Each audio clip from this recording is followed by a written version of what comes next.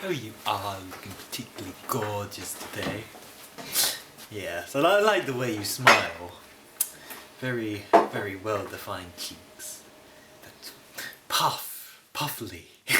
And your bright red nose. It's just so entrancing.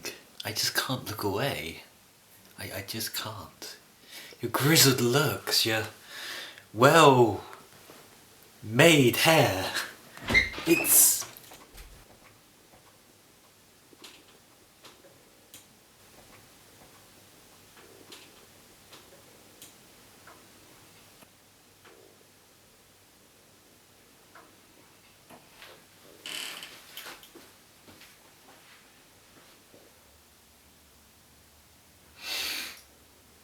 What was his problem? Ooh. Looking away from you for a minute made you all the more beautiful. You know what they say, distance makes the heart grow bigger, longer? I never remember that phrase. Anyway, it's just so nice.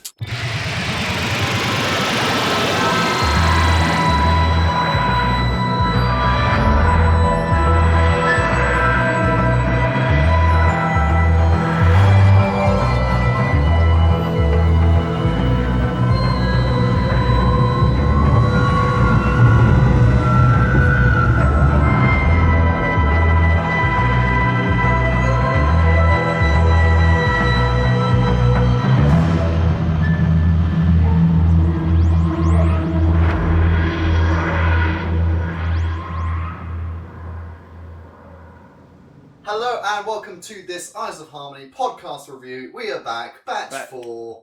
Yeah, Woo! it's been a while since we've had a full-on batch. And it's not a complete full-on batch either. It's not even So yeah, we are somewhat We're doing the Moffat. Yeah, well, kind of. We're gonna be calling them two different batches, but yeah, we've reduced the workload to 5. It makes it a bit easier on me, and it makes it so that we can get these things out a bit quicker. Because getting 10 together and ready for one long match takes blimmin' forever. So, yeah. And it's meant kind of. From a mental perspective, it's sort of just very imposing when you're looking. It's just like, I've done one. Oh, there's 9 more to go of an hour length each. Woo! So yeah, we're reducing that. One thing in particular, you must have seen now the new opening. Mm-hmm. Nick worked on that, but Thank you. that goes into kind of a broader issue to where we're kind of working on the stuff which wasn't entirely great before, and trying to improve the quality of everything really. We're doing a Chibnall. Kind of, although hopefully to better success than that. But a particular focus for this batch is not because one thing, and especially when I'm editing it, is frustrating to me, is that when some of the reviews which we do, like we'll go through everything kind of chronologically and discuss the entire episode as a whole. A lot of it kind of ends up with us just regurgitating plot, and it just it's not entertaining to listen to. There's no nuance there. There's no kind of discussion. Pizzazz. There. Yeah, exactly. So we want that pizzazz. Well, for this batch, we're gonna make a particular effort to try and not just talk a long plot synopsis and actually make a proper somewhat review, I guess, in a way. Yeah, kind of. So originally this one was planned to be the finale of batch 3. Well, yeah, that was it. Well, sort of, because we had kind of half this thought, because our last one was Empty Child and Doctor Dances. Because we weren't sure if we were going to split it or put them together. Yeah. And in the end, we decided to put them together. I think because it just it segued very nicely together. I think. Yeah, but the initial thought was that if we did put it as one, then we'd only have 9 in the batch. Yeah. We wanted to keep it as 10, but then it kind of bridged over the Christmas period anyway. So then we just used Runaway Bride to plug that missing 10th. But now we've cut it down to 5 anyway, so what does it matter? Yeah, who cares? Who gives a shit? So, yes, Enemy of the World. Wow. I mean, just this story in general gives me so much, school nostalgia. Obviously, it only came out, it's 2019, so six years ago? Yeah, 6 years ago. Was refound. Obviously, 6 years ago was the 50th anniversary, which is why we did the special reviews last year. And I just remember finding out they'd found Doctor Who episodes was just the most amazing feeling. Well, the thing about it was, I knew Enemy of the World beforehand because we had the Target novel of it. That was actually my dad's from when he was a child. Great read. I really enjoyed reading it, and so that was always one which I was like, well, this would be darn cool to actually see, what they did with this on the actual screen. So it was like the day before they announced it, we were discussing it, and I brought up Enemy of the World as well. We were discussing. Oh, if they found new stories, that would be cool. And then literally the next day, they were like, "Oh yeah, we found 9 episodes." It was like, "Oh fuck." And then wasn't it only? I think only episode 3 was existing. Yeah. At that point. Yeah. And then episode 1 of Web of Fear was already existing. But then they found all of them, and my god, I was like, yeah! I was so excited, man. Oh, and I knew they released them, didn't they, online first? But I was like, nah, I'll wait for the DVD.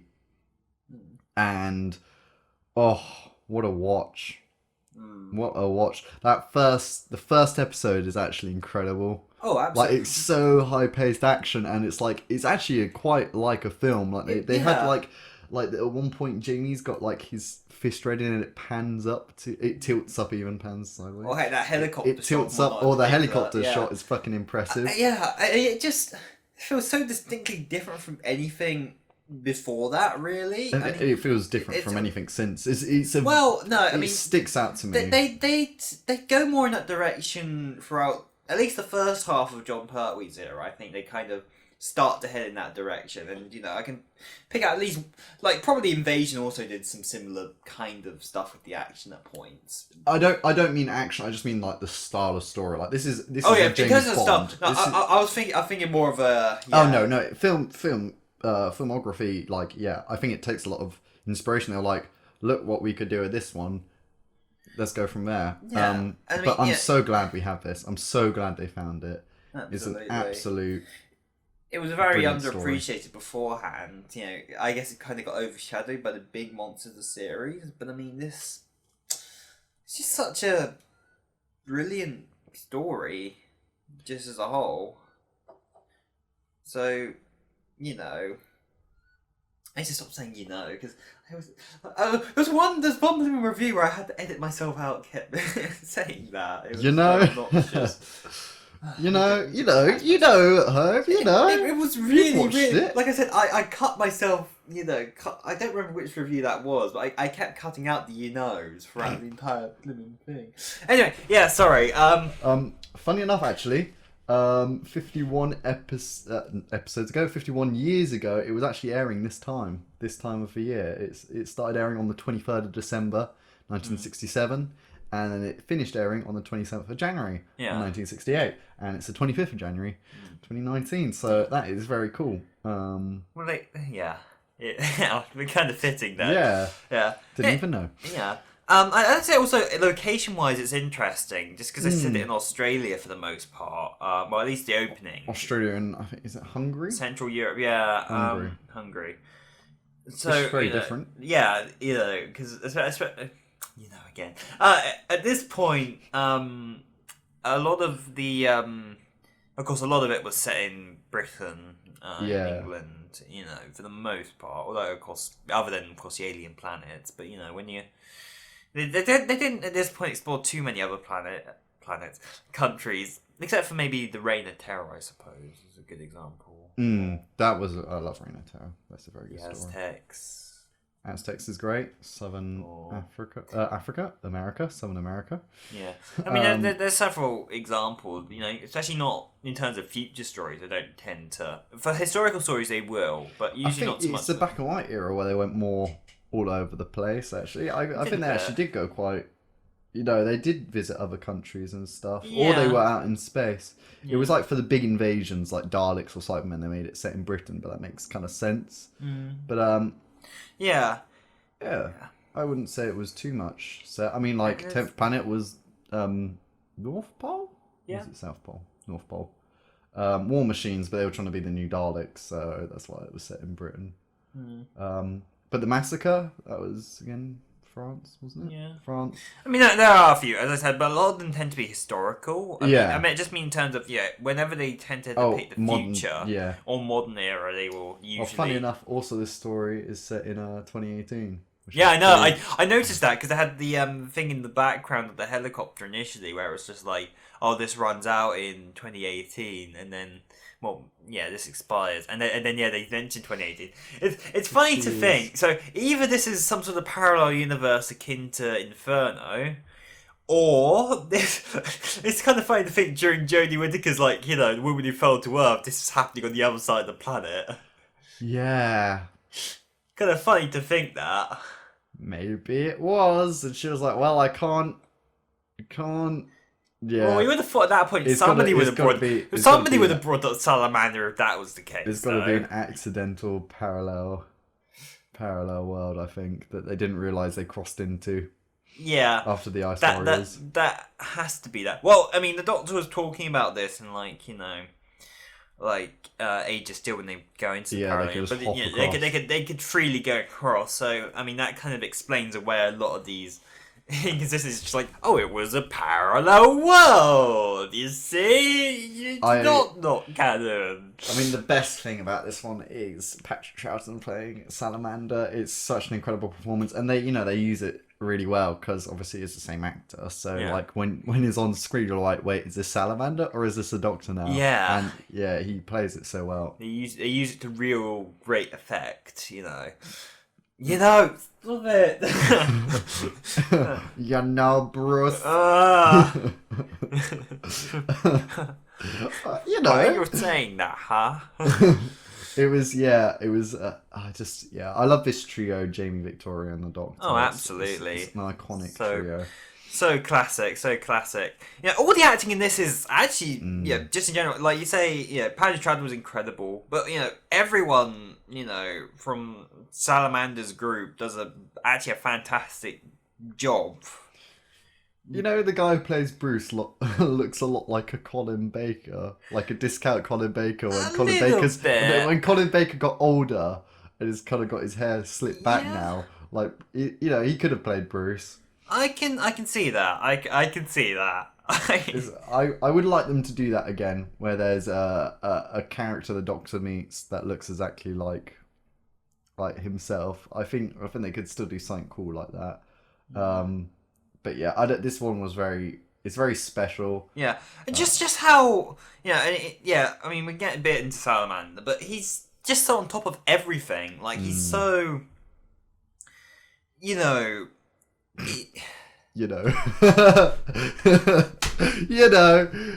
so in control and powerful, and he knows what he's doing. Like the way he acts when he sees the volcano. So brutal. He's to get his own ends. He literally go to any length to do it. One chance when he kills what's his name? He poisons Venerin. He poisons Venerin after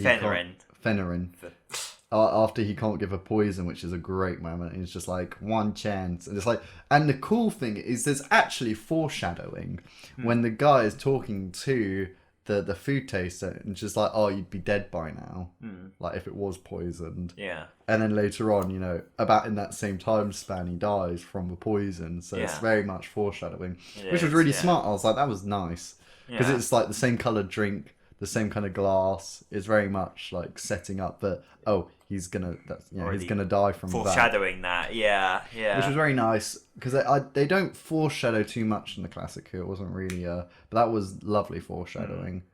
The story just does that really. It just feels better connected. It feels like everything, as opposed to just being a serial. Just one thing happens, next thing happens, next thing happens. It just feels like a properly woven story. It There feels are very plot carefully, twists.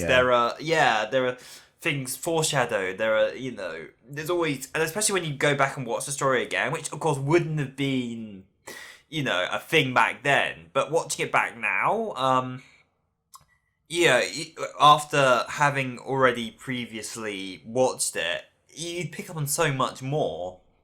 It really does that so effectively. Definitely. I mean, as I might have said on the podcast before, but this is. I wish they'd find the rest or animate the rest, because I'd love to see Abominable Snowman, Fury of the Deep, and the rest of Wheel in Space, because I've watched the 2 episodes. Because I'd be able to safely say that this is probably the best season of Doctor Who. Oh, easily. Ever? Yeah, no, absolutely. It's this, Tom Baker's first series, I think, are 2 probably, one's right up there. strongest. Thing is, Revenge kind of pulls that one down, because it's an okay Cyberman story. It's true. I mean, or maybe Third Doctor's first season is pretty solid, actually. Oh yeah, With Ambassadors. yeah. Although I know a lot of people aren't quite as fond of that, just yeah. on account of it being so decided. I loved it though. Like Ambassadors of Death is very strong. all of them are really A lot. It's spearhead of what's over and over again Yeah. without That getting one is bored just. of it. It's really weird how rewatchable that first It really story is. It's like it kind of gets forgotten about, but it's actually one of the most rewatchable Doctor Who stories absolutely. out there. Another great season is also Tom Baker's second season. That's also a very strong one. And of course, Sylvester McCoy's second. Sylvester McCoy's second season, very, very strong. And of course, series 1 of the revived series. Of course, but I also love the very first series of Doctor Who. I think that's a very strong television. Yeah. Although it's I would clear love that to see a bit more of a third series, Galaxy 4 Mythmaker's Master Plan. I'd love to see. Like, there's such a different feel to them in production. Like, the later William Hartnell stories feel different to any other era in Doctor Who. It's really odd. Because Patrick Troughton has a very Patrick Troughton feel. Like, maybe the only one which didn't completely feel Patrick Troughton-y was, like, Underwater Menace and Power of the Daleks. It was still in that kind of weird stage. But, I mean, we got the Macra Terror coming out a couple of, 2 months' time in Macra March, I'm calling it. And yeah, I'm very excited to see the Macra Terror. It's one I've kind of steered away from learning anything about the plot, so I can enjoy it fully. It's kind of the same thing with most missing episodes. I've decided to stay away from them. So when watching Enemy of the World, it was really exciting because I had no idea what was going to happen. Some ones I know more of than others, especially in cases where there's like literally no hope. So like I remember I read like a target of like the massacre or whatnot. That has I don't think any chance of ever being found, that one. Yeah. Because nobody cared about that one back in the day, and nobody was going to pay to have that on the thing. Probably amongst the first wiped because it was. Yeah, it wasn't. Ever. It was a very historical one, and it wasn't in the interest of other countries really. But that is why I'm surprised this one was found, to be honest. Well, I mean, it makes a bit more sense. A, because it is a bit more of a worldwide story, so it might appeal to other various other countries. And 2, actually, where was this found? This was. I was literally just about to look that up. Was this Nigeria? I think it was Nigeria. Because this does have a. Yeah, Nigeria. If not for that long, but this does have a pretty strong black character in it. So. Yeah. Yeah, maybe that was why that appealed to Possibly. them a bit more. But yeah. And it makes sense that Web of Fear. It made sense it was the 2 stories next to each other. It did. And we know that episode 3 of freaking Web of Fear is out there. Just some twit stole it. As they said, they found it and it was but somehow in delivery between Nigeria and London, it got taken by some twat, really. That's the best way to describe it. I mean, why would you keep that away from people? Well, collectors are.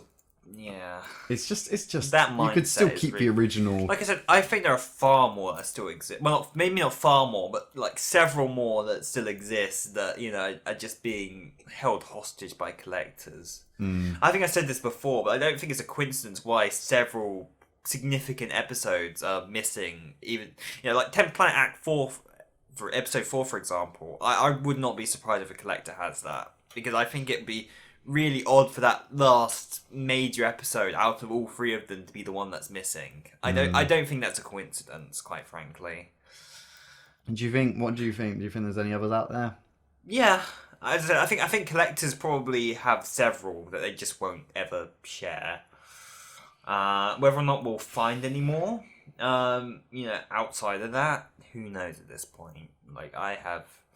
Maybe the odd one will show up here and there. I certainly don't expect a haul like we got in 2013. That was just luck. No. Like, at the same time as the 50th anniversary, I mean, like, what were the chances?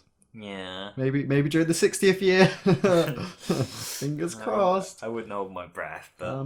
I mean, I found a lot of Galaxy 4. I found, like, there's the first 7 minutes of the first episode. Yeah. 400 Dawn. I think that episode was nearly they were going to show it at some festival or something. Nearly took the thing, but they didn't in the end. Anyway, we've gone quite away from the story itself. Yeah. Let's get back onto it. We just love talking about this. Yeah, it is. It's a very interesting topic. Anyway, yeah. I mean, other than Salamander, there was also.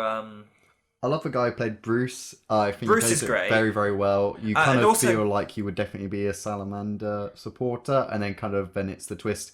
And the twist later on that, Kent is the villain as well. Yeah. Didn't see that coming at all. No, that kind of comes out the first time you're like, whoa. But it makes sense. Like, it's not a really bad twist where it makes no sense and it's just in there to shock you. Like, it's actually like... It makes sense. Twist. People's thought, the Doctor's original kind of assertion on him is kind of right, not to entirely trust him. But the way he acts throughout the episode is, like you'd expect any character to be. So doesn't entirely click. You're just like, oh, the Doctor's just being, a bit too cynical and, But yeah, he's proven entirely right, and... I like how the Doctor's reluctant to kill or do anything until there's like...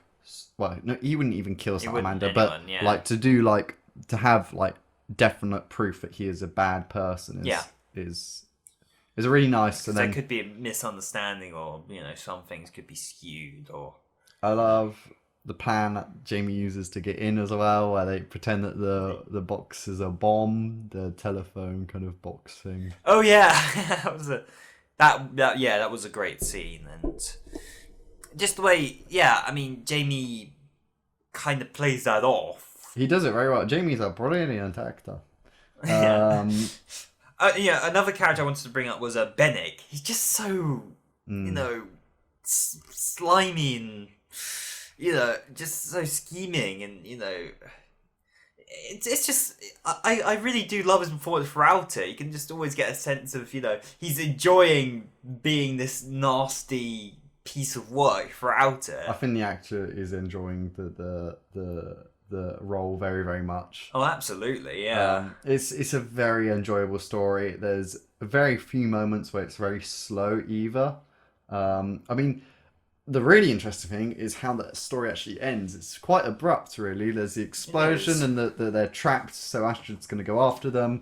But like Jamie and Victoria go back to the TARDIS and then they find Salamander. But it's actually they think it's the Doctor. They bring him in.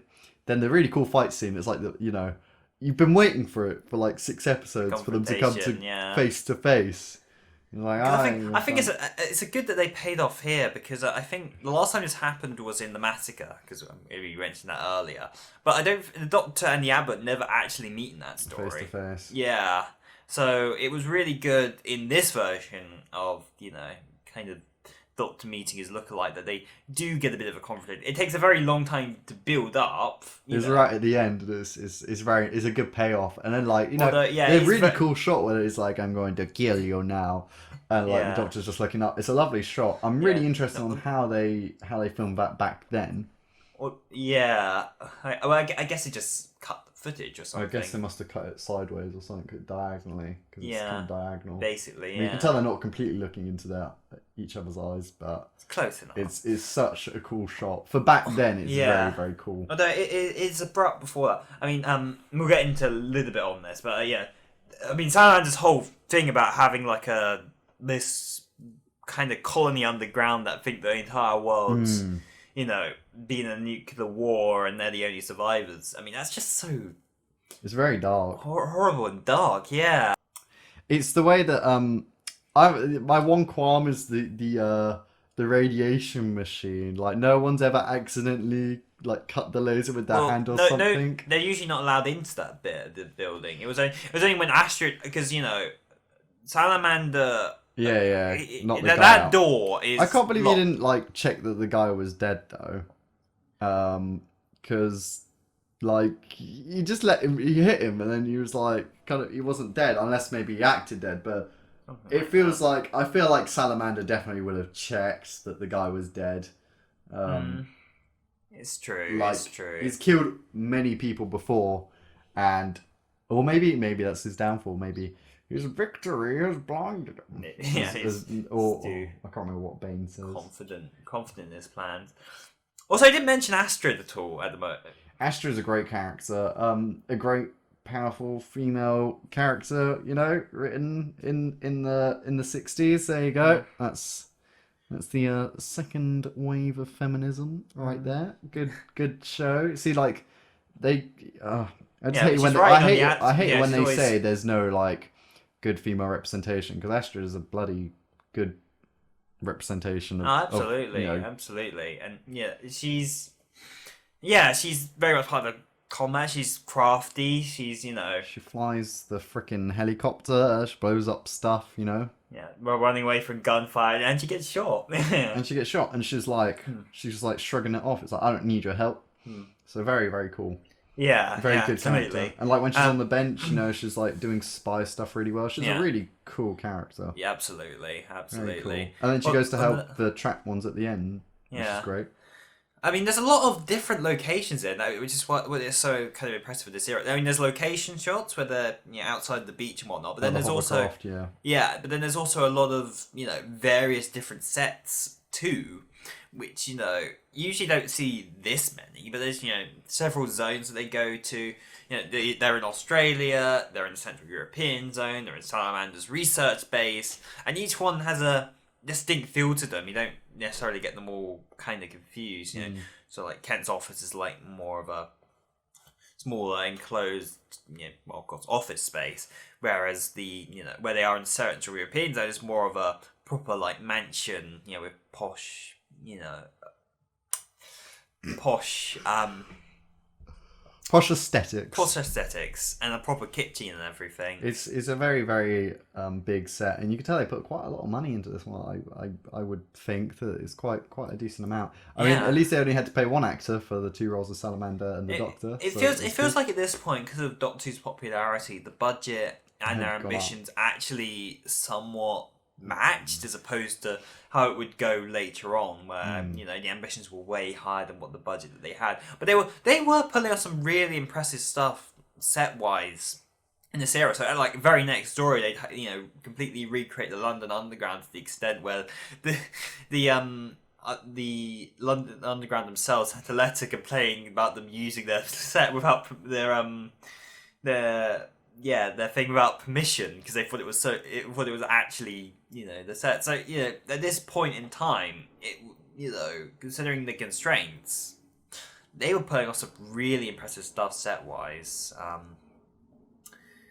It's wonderful to see. Another aspect of the story which I talk about, which I noticed, which you don't necessarily notice in a lot of classic Doctor Who, is the soundtrack, especially like in the beginning when they're being shot at. Like, what really helps with that is the soundtrack. Yeah, it's very good music. It really is. I mean, some of it's reused from like other stuff. So I noticed that that whole sinister theme that they have throughout Patrick Troughton's era, of course, is there. So it's not so much masses of original music. Yeah, like specific to this story. Although I do think the opening one is. Yeah. If I am right, although maybe I'm wrong there. They used an optical printer to get the two characters, the two Patrick Troughtons on the screen at the same time, which is cool. That was specially used for the era. Yeah. Yeah, very, very cool.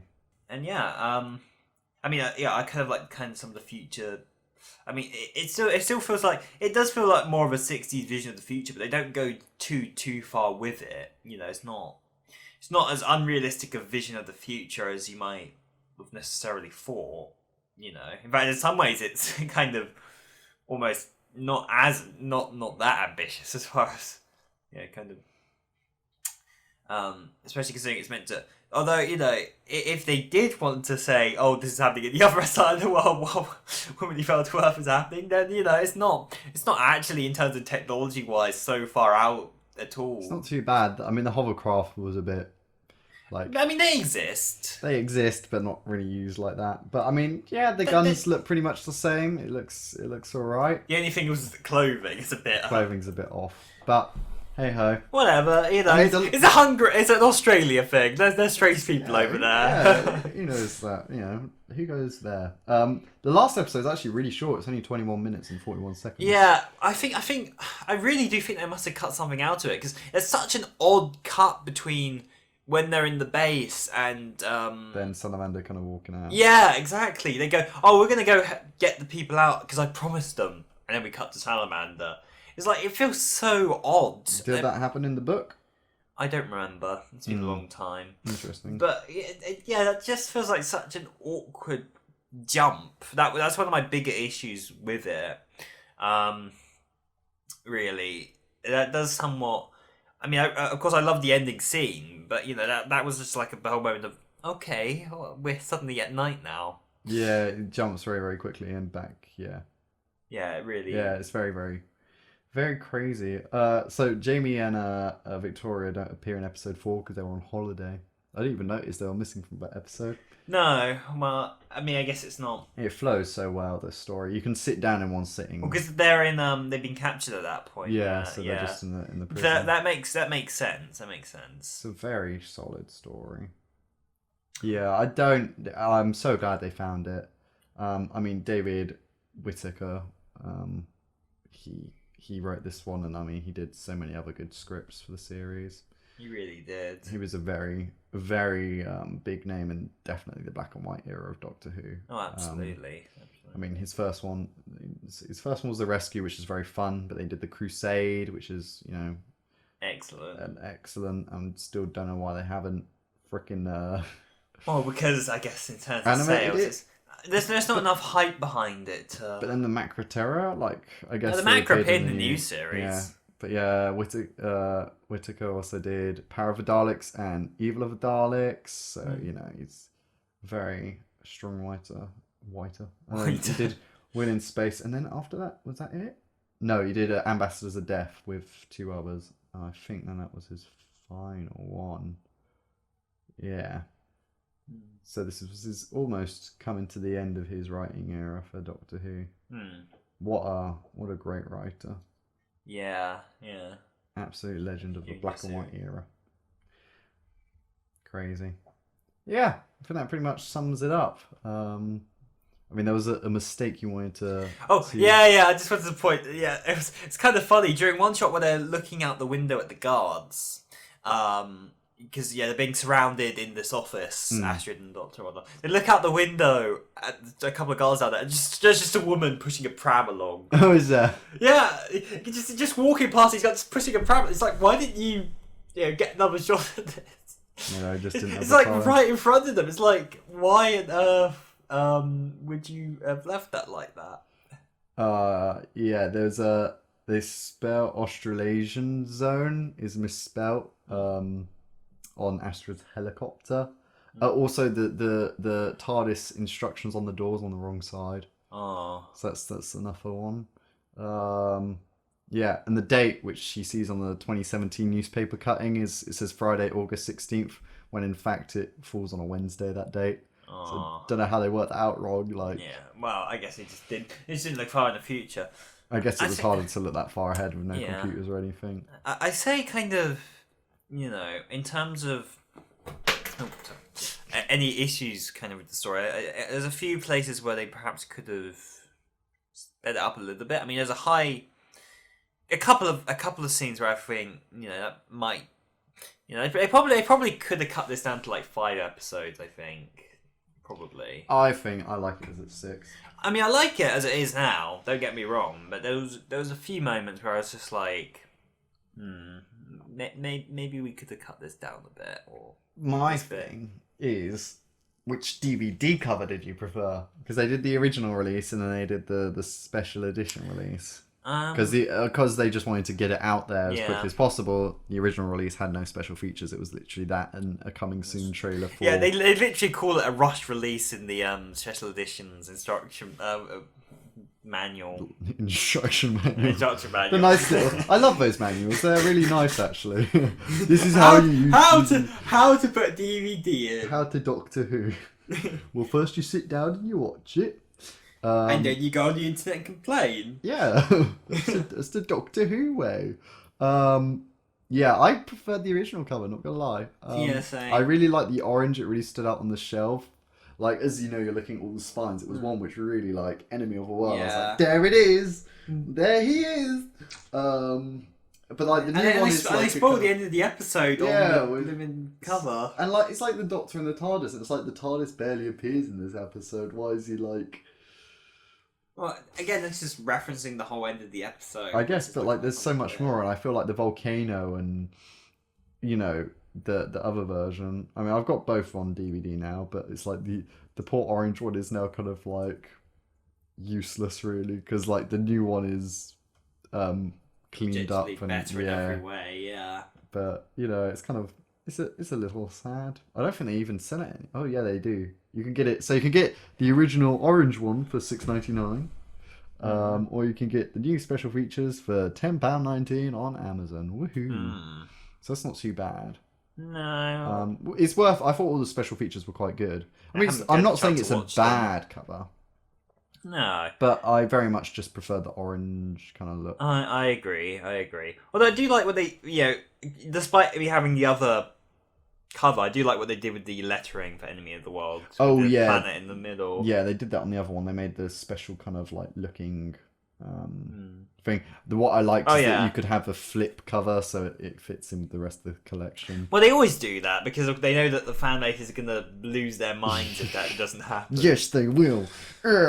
Right, do you want to... Yeah, that'll be the same for, Mac Protero when we get it and whatnot. It was just the 50th anniversary was a great year for Patrick Troughton. I mean, we got the Moon Base, I think, released. We got then Ice Warriors released, and then we got these two. It was like, and 10th Planet. Yeah, but that wasn't really a Patrick Troughton. Well, no, but he was in it. For like 2 seconds. Well, yeah, but it's his regeneration. That's if we can't get in a good year for Patrick Troughton. Oh yeah, okay, yeah. His regeneration is kind of important. No, in that. not. He is the first Doctor. I don't. The first 3 series are not canon because we don't actually have a regeneration. So it's everyone after William Hartnell is a fake.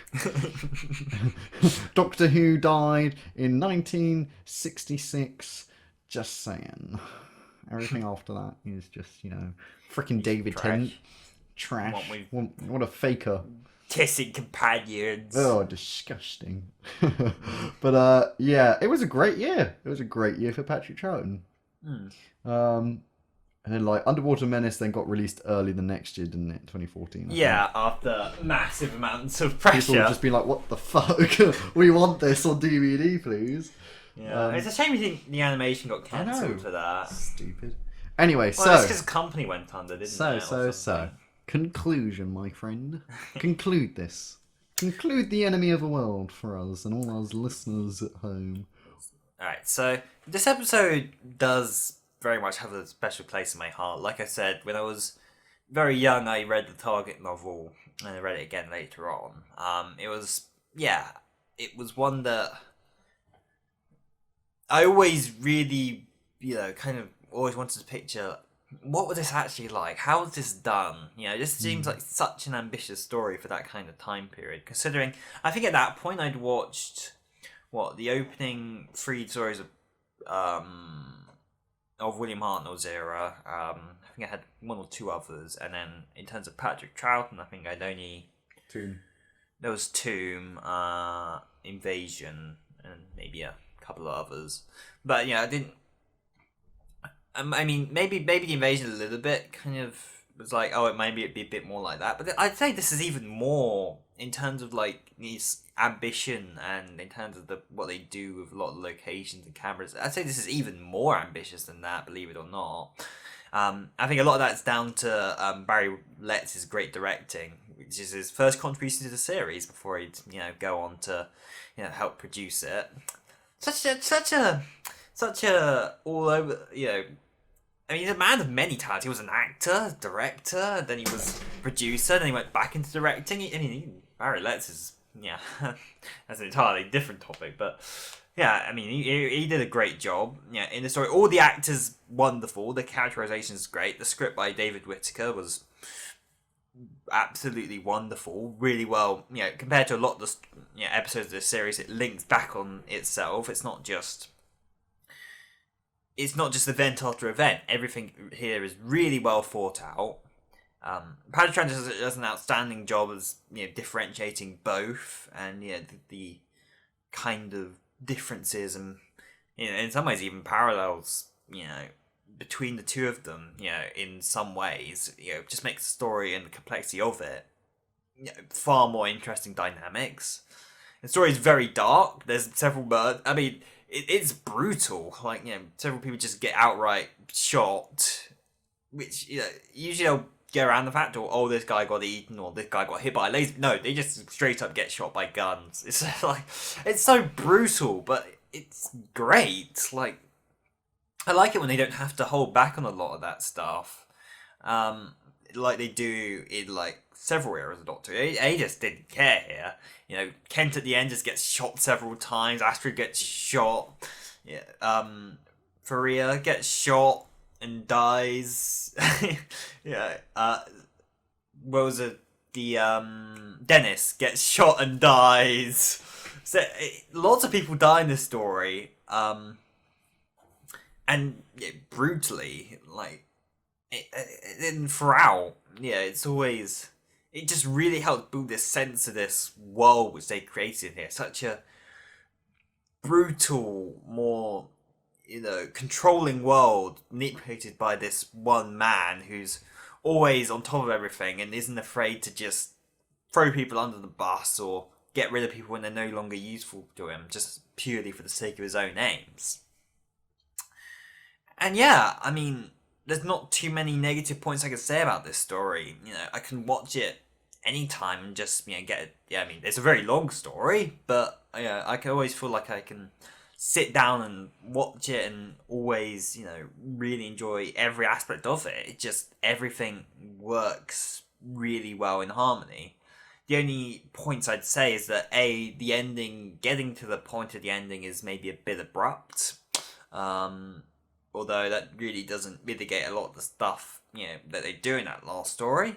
And the other thing is that maybe a few things could have been sped up a bit, they didn't need to quite spend as much time in the kitchen, maybe, or a couple of the talk between Astrid and Kent, tend to maybe get a bit samey at a few points. It's just okay, that didn't need to be here. But actually, in the grand scheme of things, really, that's minor. That's not really gonna affect my score that much at all. Quite frankly, and some of this might be nostalgia, but I'm gonna say a 10, just because this place always has a very special place to me, and it watching it again, there's no glaring issues with it, and I just have a really great time watching it. So I think that might be the longest conclusion you've ever done. I think so. Yeah. That was I don't know how long that was, but it looks long on here. You could just see where my line has dipped and where now I've started speaking again. Wow. Okay, well, I'm going to do a little more short and sweet. I'm not going to try and make it last, the same length as the 6 episodes of Enemy of the World. But a fantastic story, which I'm so glad that they found. I mean, season 5 is arguably maybe the best season of Doctor Who ever. And now we've got, Tomb of the Cybermen, Ice Warriors, Enemy of the World, Web of Fear, all on DVD. That's 4 out of 7. That's over half, which is great. I'd love to see Abominable Snowman. Oh, absolutely. I read the Target novel. I think this might be Abominable Snowman to me is much like how Enemy of the World was to you. I really want to see that be made. So I guess I don't have that level of nostalgia. I can really feel the kind of excitement of when it was coming out, though. It was the most amazing moment. So that might cloud some of my judgment, but I'd say it depends what you like. If you love Doctor Who for its sci-fi and its aliens, then this might not be for you. But if you enjoy kind of James Bond spy stuff, then this episode will really, really be for you. It's really well interwoven. It's, it's not like a patch quilt which is lots of things tied together. It is just one piece of fabric. It is so tidy and clean. There's no jagged edges. Probably the only jagged edges, as Conrad mentioned, at the end where they cut quickly. But to be honest, it doesn't stick out because you're like, oh, here comes the confrontation. This is it. This is like, it's the big face off. It's waiting for the hero to meet the villain face to face after the entire movie building up to it. Yeah. I mean, this is a movie. It's the 6 episodes, 25 minutes. It adds up to movie length. What they should have done, like they did with like Battlefield, is just have a version of it, like a movie. A film version. I think that would have been great. You could easily edit it, to be honest. But yeah, it's a fantastic story with really good cliffhangers as well. That's something. Cliffhanger of the week probably would be the very first one where he walks out the room and you're like, is this going to work? Is this, oh my god, like that was a very, very good cliffhanger. The twists, when they do come, they're really well. Like the bunker isn't mentioned until about episode 4, I think, when he goes down. Yeah. Well, that's 3 episodes in, we have no idea how he's controlling these natural disasters. So it's a really well interwoven story. The twist with Kent, it's very, very enjoyable, and there's so little wrong with it. If you just enjoy Doctor Who but you can't enjoy spy films, then it's a 10.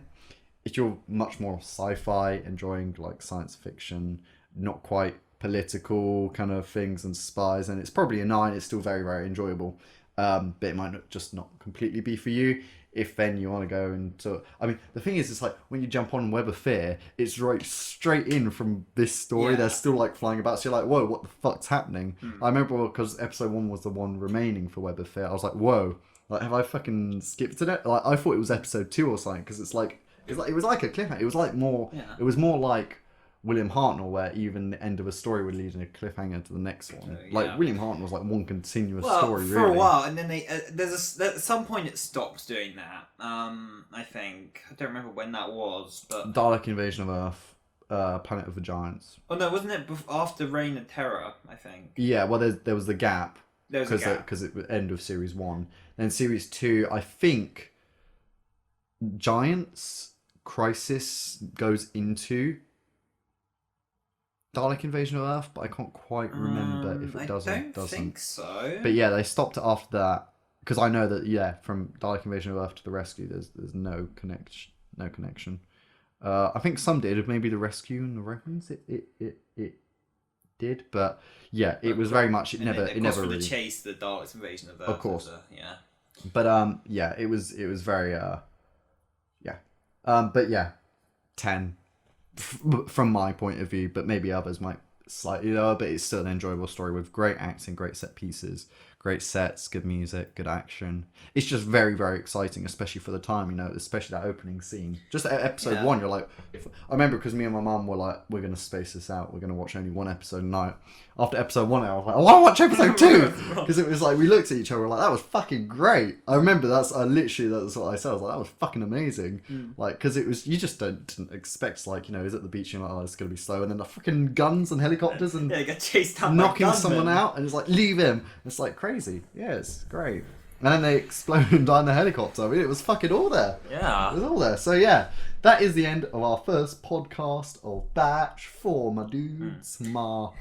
Hopefully we structured it a bit better. I mean, of course, we'll work on this as we go along, and try and make our commentary much more insightful and less, make it less knows will help. That's, I think, something you need to work on. I do think that's something I need to. It's a thing. I don't realise you're doing it. In most, when I'm really thinking about something, when I really get into something, it's just something that creeps in. But it doesn't. I don't necessarily say it. Yeah, every day. It's more when you're thinking about something deeply and you're trying to construct your words so that But yeah, so we will see you next week for the next podcast number 2, Batch 4. Whichever one that is. Whichever that, I can't remember now. Neither do I. But you'll find out next week. It's a mystery! Crikey. That peaks. Anyway, we'll see you next time. We are Eyes of Harmony. Boy!